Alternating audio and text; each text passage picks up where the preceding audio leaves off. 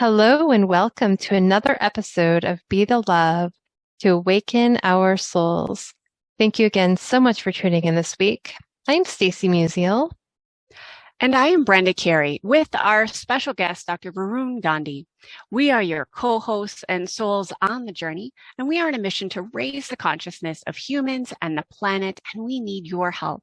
Please spread the word to your family and friends and join us every week. Consider becoming a Patreon supporter or a sponsor to help with the operating costs like editing and the many hours we spend creating these shows with quality guests and content. And if you've resonated with our mission, support us in a way that raises your vibration to love. And if it feels safe for you, I'd like to invite you to take a moment to get centered with us. I'd like to begin by inviting you to take a beautiful cleansing breath in through your nose and out through your mouth, releasing anything that's keeping you from being present. And take another deep breath in through your nose, breathing in calm, peaceful, loving energy. And breathing out anything you are ready to release in this now moment. And take one more breath in through your nose, breathing in light and love for yourself. And imagine breathing that light and love and send it back to all of humanity, remembering that you always have your breath to come back to. Our guest today is Dr. Varun Gandhi. Dr. Varun is a life orchestrator, soulpreneur, angel investor, inventor, philanthropist, and a water doctor. He enjoys orchestrating businesses, events, and ideas about the self-image that is. He is currently focused on creating a digital course called What's Your Story, which allows you to create your life film, a chart consisting of your memories, experiences, and defining moments that have left an impression. Each of these moments have a lesson to be learned for you. Your My Life film also allows you to create new meaning to your past experiences, create a new future you, and write affirmations that help maintain the new you. Dr. Varun Gandhi, thank you so much for being here with us again today. And for those of you who haven't heard his previous episodes, you can listen to episode 106, Create a New Story, and 161, Creating Optimal Health. So thank you again so much for being here today with us. Love and abundance, everyone. Thank you so much, Stacy and Brenda. I really appreciate being here and having a chance to share my story again.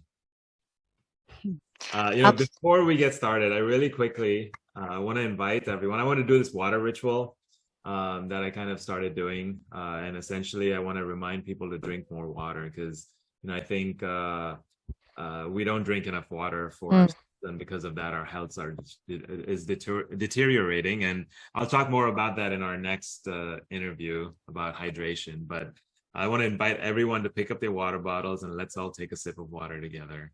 Cheers. Cheers. Thank you. Yes, cheers. Such a beautiful reminder because water really is, the fluid of life. We're what, made of 80 to 85% water? Mm-hmm. Yeah, 75% water, and a lot of our body organs, like a brain, is 85% water. So it's an essential key ingredient of life, and I don't think we do justice to it. But I want to share more of that and how it affects our health in the next session. Beautiful. Well, thank you for sharing that with us. And so just for listeners not familiar with your previous episodes, I'm just wondering if you could give us a little brief overview about your journey and what's led you on this path in your own spiritual journey. Yeah, that's a great question. So I'm going to set the context here. I grew up in Dubai, United Arab Emirates, and essentially which is about 75% Indian or people from the South Asian community. That's the population of Dubai, the breakdown. 25% is the locals. So we grew up in Indian kind of system, even the schooling system, everything was something that was brought in from India. Different private schools existed there. And so I grew up in this mindset that, we have to work hard. We have to, which is nothing wrong with working hard. Have to do that. But it's like focused on this career path, focused on, hey, I got to graduate college, got to get this advanced degree. Then the next step is get this amazing job, 6-figure salary, and, work all your life, slave all your life for this company that sometimes doesn't value you enough. Or they could be causing the destruction in the world, and we choose to see a blind eye because we're getting, this hefty salary. So that was the mindset going in. And 15 years of my life, all the time I was in Dubai, I moved to America when I was 15. So my whole life in Dubai was focused on school.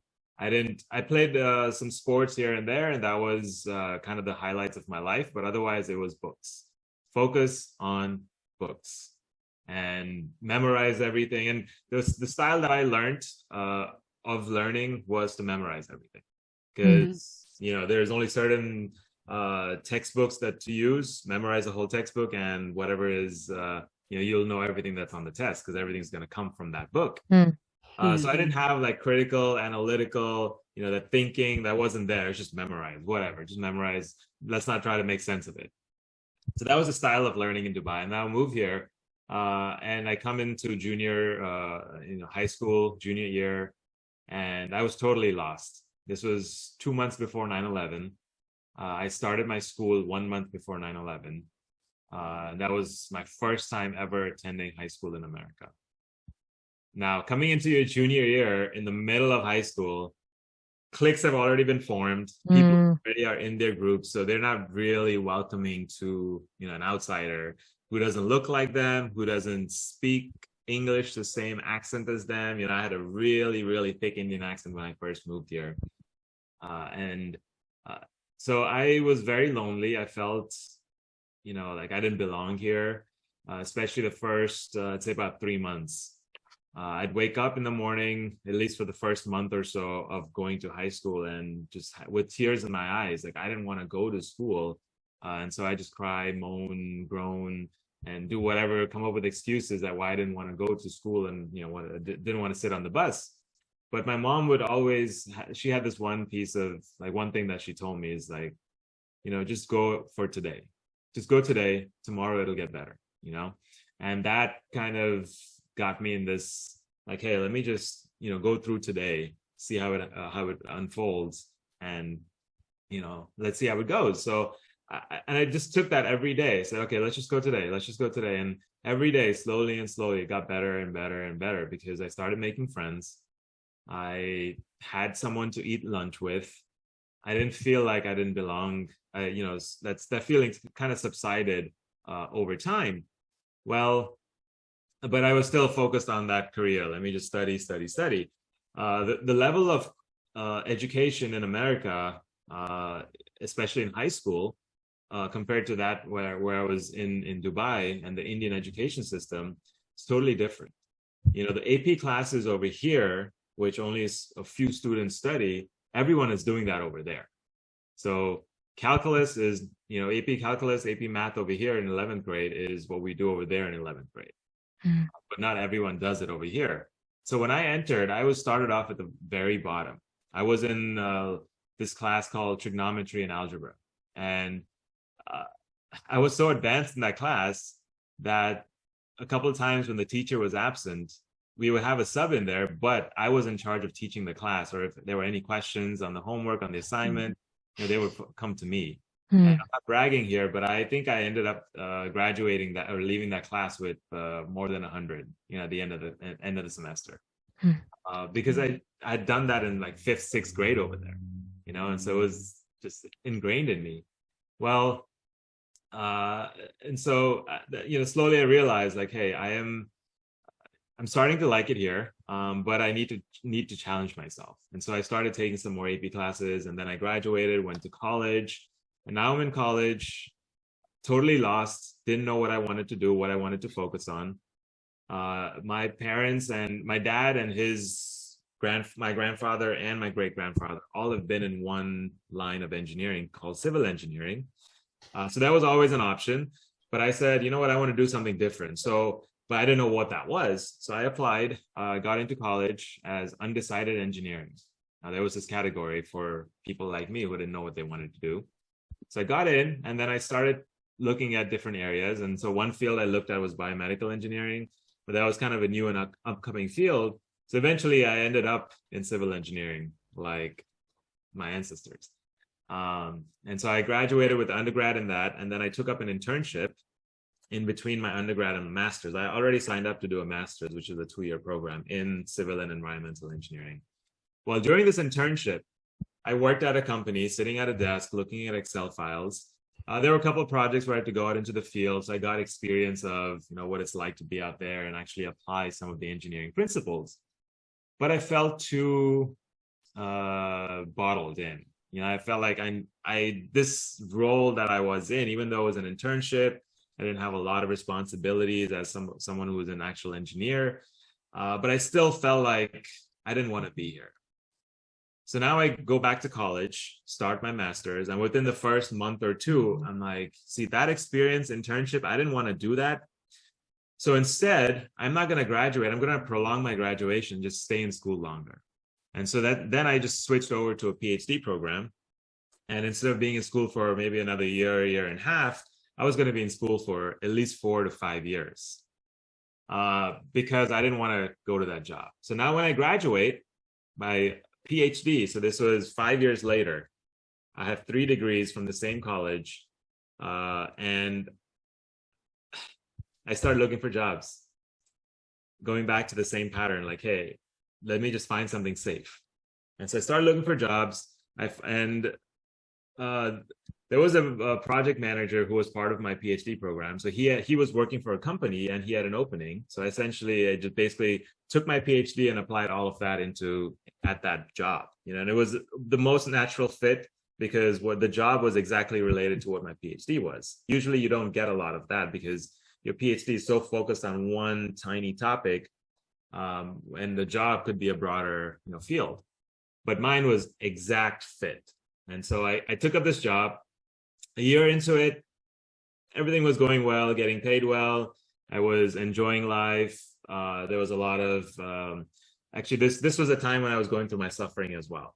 Right when I graduated, I went through this harsh breakup, and it was harsh on me. I mean, the breakup was very amicable, and but then after effects was like, whoa, this person had such a hold on my life, and so now I had to untangle myself from all of that.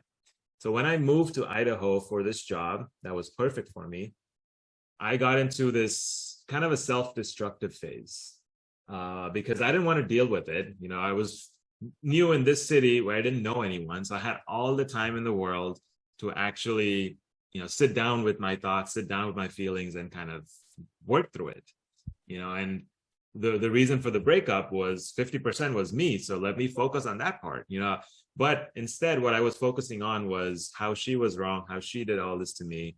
And, I was just pointing the finger at this person that didn't deserve it. And so to avoid all of that turmoil in my head, I had a self-destructive phase for at least a year or so. A lot of alcohol, a lot of drugs, even though I was working, but I didn't feel satisfied. I didn't feel happy. And so I had to, just a lot of unhealthy food, which I kind of covered in the last topic. And so that was my life for about a year and a half. And then I woke up with like this pain in my solar plexus. And every morning after that, I started waking up and that pain just grew and grew and grew and got stronger and stronger and stronger. And now I was trying to understand what this was. I went to the doctor. He didn't diagnose anything. So medically, I was fine. Then I was just like sitting with myself and trying to understand. And that was actually the first time I ever took this opportunity to sit with myself. Because up until this time, I was 27, maybe 28. Up until this time, I was on that rat wheel, that rat race, was running without actually having the time to sit down and just be. and, just kind of focus on myself. I was always externally focused at this point. So now I got to a phase where I have the solar plexus pain. It's unbearable every morning. So I started just sitting down with myself and trying to understand what's going on. I also picked up this book by Dr. Deepak Chopra called The Book of Secrets. And I started reading that book. It's actually a really advanced, high-level book. It is. It's one of my favorite books by him, though. Highly recommend. It's probably one of my first books I picked up too. Wow. Oh, that's amazing. I mean, I didn't understand most of it. 95% of it just went over my head. It was just a little bit. Like, I think he mentioned something about meditation, and that's when I started diving into it and really, looking at what is this meditation. So I Googled it and started, doing my own research about it. So this time I left my job because that pain, what I understood was that this job was kind of going back to an internship. I had already realized it. Like, I didn't want to be here. I didn't want to be doing this because I felt bored, and this just wasn't it for me. And the same feeling started coming up a year and a half into this job. And so eventually it took me about a few months to say, you know what, I'm done with this, accept that decision for myself. And then, like any Indian household, I had to fight my parents. Because they're like, no, you got to stick with this job. You went to 10 years of college for this, and you're going to give it up. It's a well-paying job. What are you going to do? I was also the age of getting married, in our culture. And so it's like, if you don't have a job, then how are you going to find someone? They value all these things. And so, all these questions were in my head. But finally, again, it took me another month or two to convince them, like, hey, this is best for me. And so finally, I left my job, and this was Thanksgiving 2014. Thanksgiving 2014, yeah.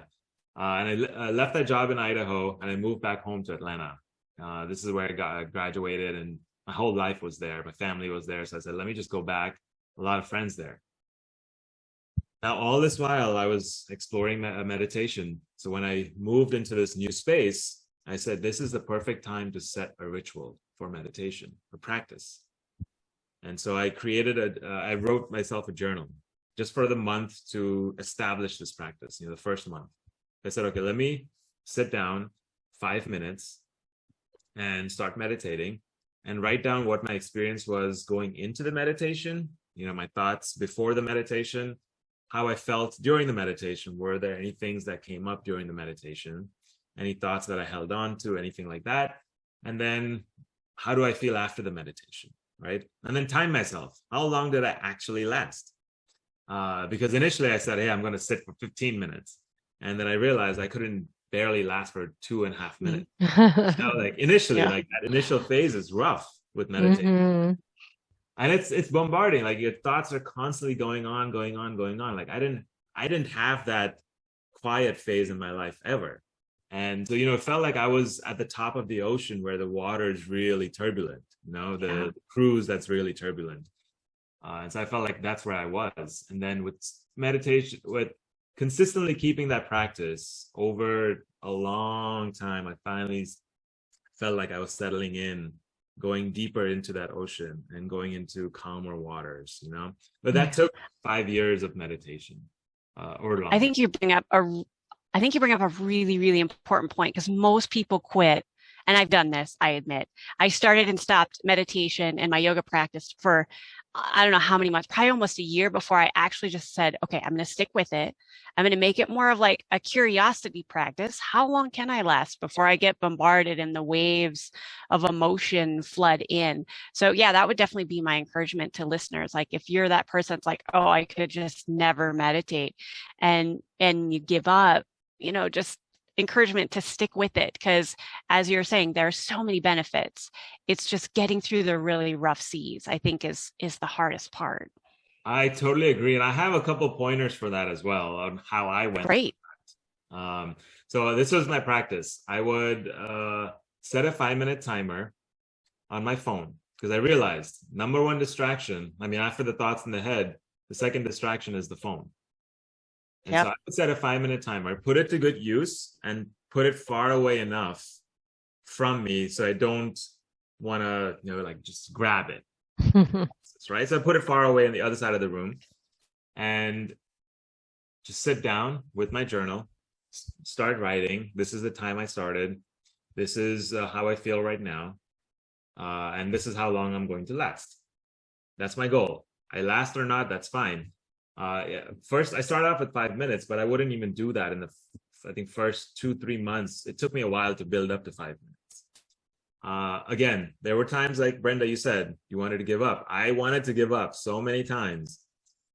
There were days where I would miss, but I would find a way to get back to it, right? So the sooner the better. And over time, I realized that, okay, maybe the first break would be a year. Second break would be 6 months. Third break would be 2 months. Fourth break would be a day, right? And so you're like, the time you take off from that practice slowly reduces because it becomes easier to sit in that practice or to perform that practice, right? And so stick with it. It gets easier. And once you get to that 5 minute mark, then you can slowly go up and say, okay, let me try 7 minutes. Let me try 9 minutes. Let me try 10 minutes, right? Slowly keep increasing it. A lot of people start off with, hey, I'm just going to start off with 30 minutes. And I started off that way. I said 20 minutes was going to be my thing, but it doesn't work. Start off small. Nope. Start off small. That baby steps is that's where I come from. When I switched from vegetarian to plant-based, I took baby steps. One thing at a time. Let me just switch over. And it took me 6 months to completely make that transition. Yeah. And I would even add on, like, even as a seasoned meditator, there are seasons of my life where, yes, 20 minutes is definitely doable. And then life happens and the storms come and I'm not able to maintain that. So I do back off. And maybe it is only back to 5 minutes, but I'm still doing at least a little something every day.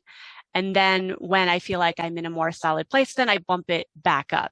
So I think that some people think, oh, it's this pinnacle when I can get to the largest number of minutes, whatever that is for you. But know that life comes and brings situations that we may not be able to maintain that, but it's always there in the background. It just might look different from, personal season to season. That is very true. Yeah, I go through that phases as well. Yeah, because you have a baby at home, right? I remember when my girls were newborns, like 20 minutes meditation, please. Mm-hmm. No, that usually didn't happen because I was either so sleep deprived, or maybe while they were napping, I could get a longer practice in, but sometimes I fell asleep. So it just depends on what's going on in our own lives. Or they try to climb in your lap when you're meditating. My son used to do that all the time. Hey, that's actually good. Then he's actually being exposed to meditation. Yeah. Right? Yeah. I would include him. Yeah. No, that's great. And Brenda, to your point, I was actually going to come back to, I'm going to end this whole session with the point of, we have seasons, right? And we go through circumstances change over time, and values change over time, passion, purpose change over time. And we have the power to change along with those, right? So, but a lot of us get stuck in, hey, I'm just going to stay with whatever I'm doing because this is the easiest thing to do. I was going to get back to the end in my career. Yes. So kind of with that, I'd love to hear a little bit about, what was that transition? Because now you're in the health and wellness field, and so what was the inspiration for that jump from, being in the engineering field to, doing what your family wanted to? It sounds like they supported you to leave, and then finding that path for yourself. Yeah. So while I was feeling that pain in my solar plexus, right, at this point, I was more focused on the thinking mind, not the body, not the feeling, not the intuition. So the first point that I wanted to make today is listen to our bodies. Our bodies are constantly sending us messages, even when you feel uncomfortable. Like, for example, you ate something, your body feels uncomfortable. Hey, that's a message for you not to eat that thing again, or at least avoid it, limit it, whatever you can. But that thing is causing your body to feel uncomfortable. Now, do you really want to feel uncomfortable throughout your life like that? No. Right. So it's sending us a message to do something about it.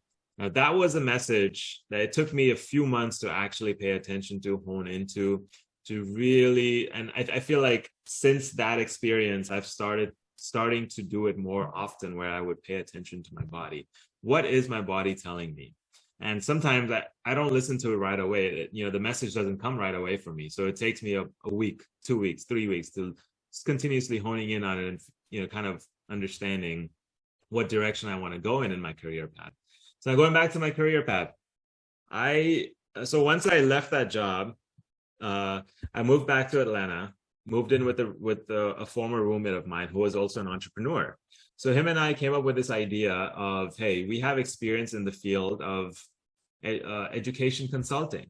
Let's help international students, anyone who wants to come to America or any international country for higher education, for college, for MBA, for a PhD, for a master's degree. Let's help them go through the process. Let's help them identify what they're really passionate about, what programs to apply to, fill out the application process with them, go through their essays, the letters, recommendation, all of that, and help them through the whole process.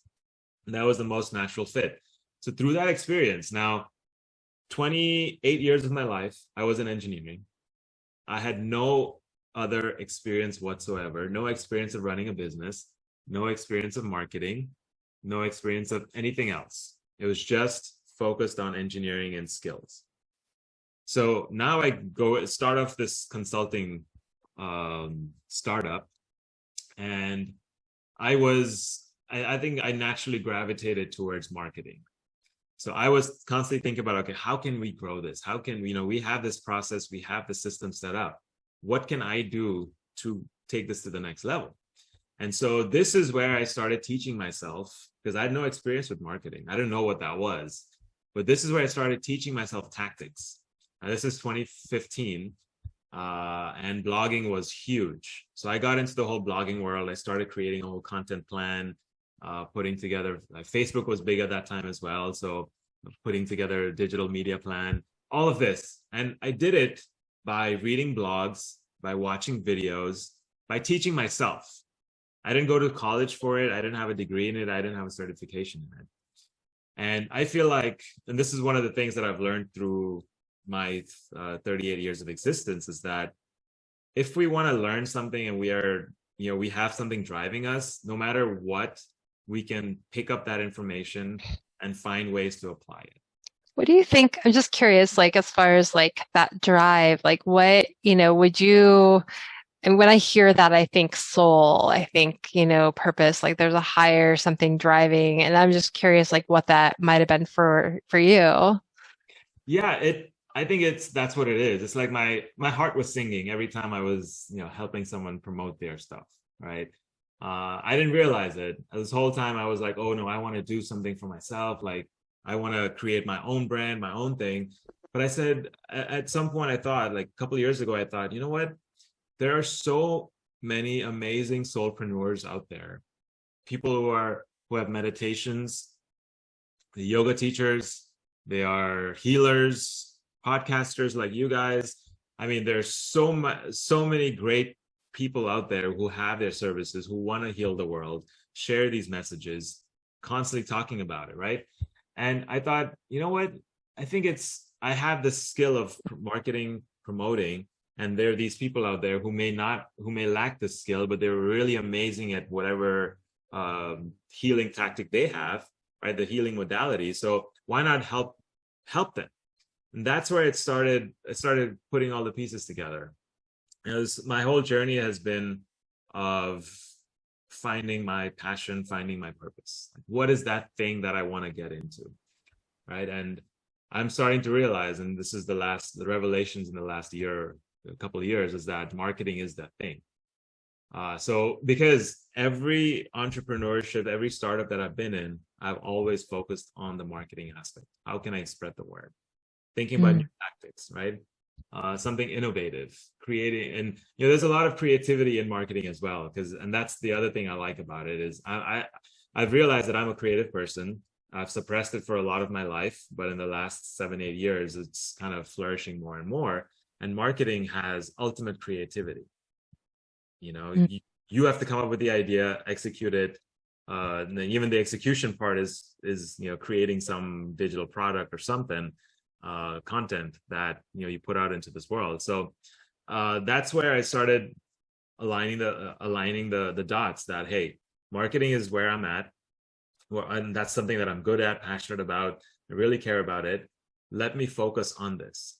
And so through all of the health and wellness entrepreneurships that I've been in, again, meditation played a huge role in this, because before I was in this education consulting startup, and a couple of years in, I wanted to switch into something that was more heart focused.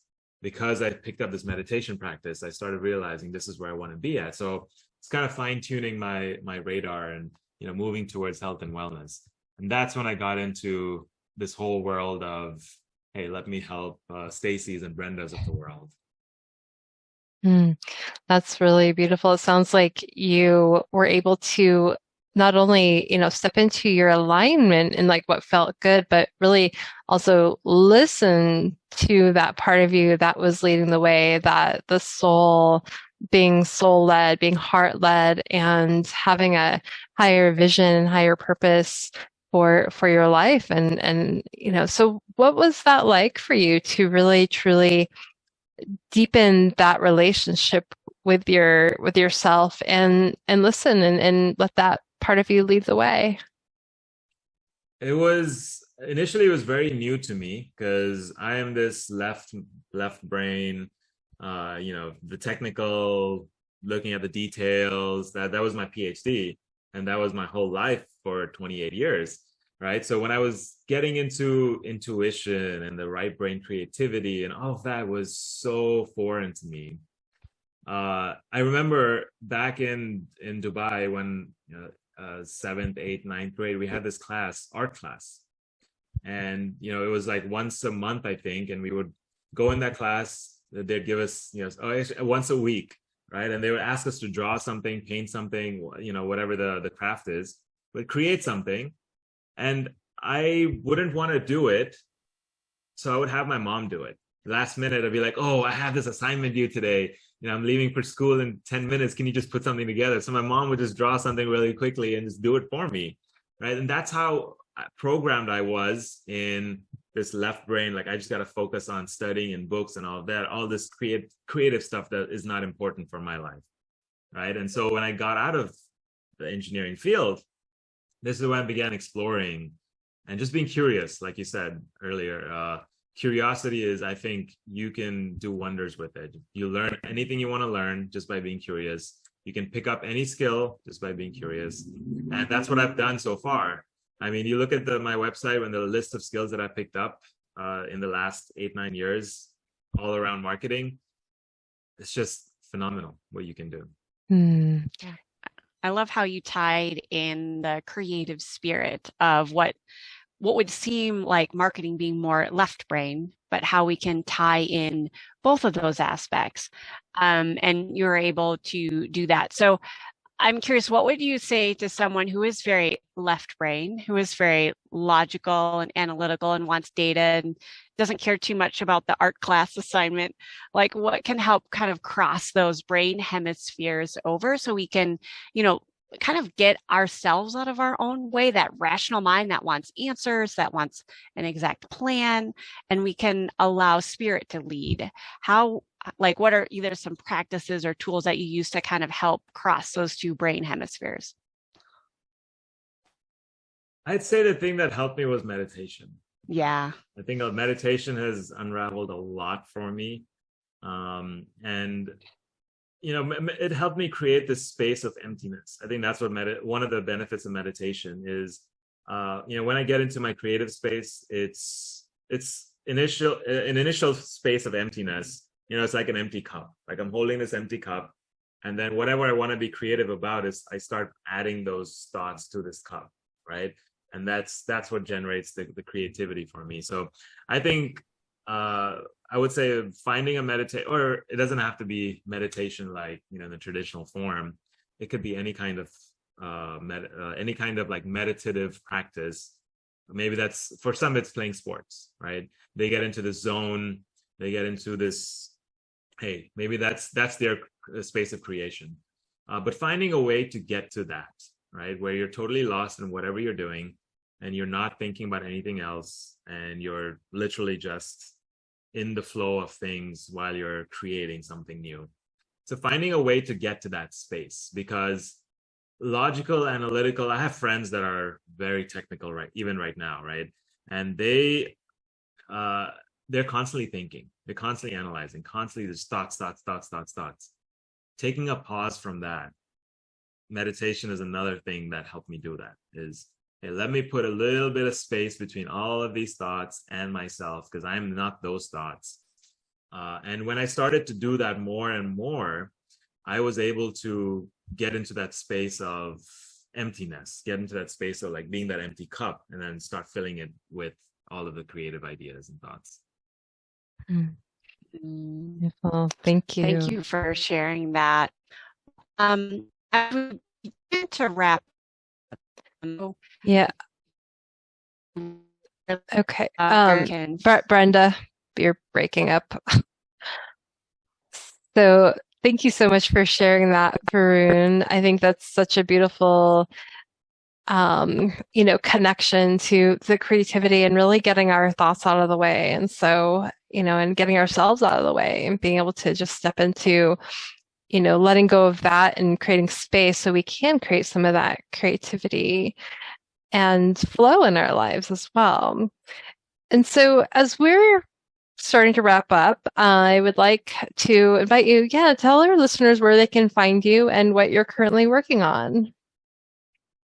So this brings me back to the point of Brenda about life circumstances and how things can change over time.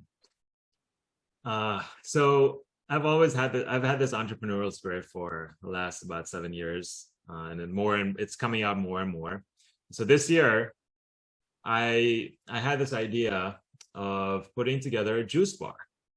And so starting in around December or so, I went into hibernation and put together a menu, put together all of the creative aspects. Again, the creative side of me came out. I just sat at my computer and put all of this together, the artwork and everything. Put the website together, and essentially me building this idea. And then we started looking for locations. So we took about 3-4 months. I had a couple investors as well. Took about 3-4 months, put all of this together, found a location. And this was about 3 weeks ago, about maybe 2 or 3 weeks ago. We were at a location. We are about to sign it. We had the DocuSign, which essentially is like, once you sign it, you're locked into the lease. At that moment, I was reevaluating my whole life. At that moment, I started to realize that what I value right now is not actually building something, because this juice bar would have taken 14 to 15 hours of my day. The rest would be sleep, and this juice bar would be the rest of the time. So I wouldn't have time with my family. I wouldn't have time with my kid. So I said, what I really value right now is that I'm enjoying this time with my family. I won't get to travel. I'll be stuck here, grounded for at least 2 years if I go through with this with the plan. And so I canceled the lease. I told him I'm not interested anymore, and instead I'm going to find something. And I was actually going back to that internship. I'm going to actually find a job but in marketing, not engineering, in marketing, something I really love. Pushing for a purpose or passion, or a cause that I care about. So I'm actually looking for specific roles within certain companies that that's something that I care about and something that I'm passionate about. But it also gives me the time flexibility to be with my child or family, go on trips, and not be tied to work as much. So this was that whole change in circumstances and realizing like, hey, I don't value this anymore. The juice bar can always happen in the future. It's not shut down yet, completely. It's just not right now, not the right time. Yeah, that's where I'm at. Well, I love that, because then there's flexibility, right? And even though there was this plan, this trajectory that was, you had, there's also room for, recognition of, okay, where are my values and what am I aligned with right now? And recognizing that even though you make this plan doesn't mean it's right for right now, but doesn't mean it's a no either. And so I think that's another beautiful message as we're talking about, creating goals and visions for ourselves. And, it doesn't always have to be this black or white. And, there's some fluidity there and giving ourselves grace when we want to change our mind, because that, if something doesn't feel good in that moment anymore, that's okay. We can always come back to it. Yeah. So I also want to add one last thing is that, we are very flexible beings. Our minds are very flexible, where I feel like once we are stuck in, or once we are in one career, we feel like, oh, this is all we can do and nothing else applies to me, right? But I just want to share that that is not true. mm-hmm. You can go switch back and forth as much as you want. There's no like this exact trajectory that you have to follow. If you want to be want to work for someone, that's fine. If you want to be an entrepreneur, go out there and do it. You can switch back and forth at any time. I just wanted to share that, don't get stuck in one line of thinking. Absolutely. There's freedom and flexibility, and we don't have to be stuck in a box, right? There's so much fluidity, and I think, recognizing that is really, really important. So thank you, Varun, for being here with us again today and sharing this space to have this beautiful, beautiful conscious conversation. And thank you for listening to Be the Love podcast. If you've enjoyed listening to our show, please share the love by sharing it with your friends and family, giving us a 5-star written review on iTunes and Spotify, or liking us on Facebook. And please consider supporting our mission to awaken our souls with a monthly donation that helps us with the operating costs of this podcast so we can continue to spread the love. To contribute, please visit our Patreon website at patreon.com/Be the Love podcast. Stay tuned for more episodes being released on Mondays at 5:55 a.m. Mountain Time.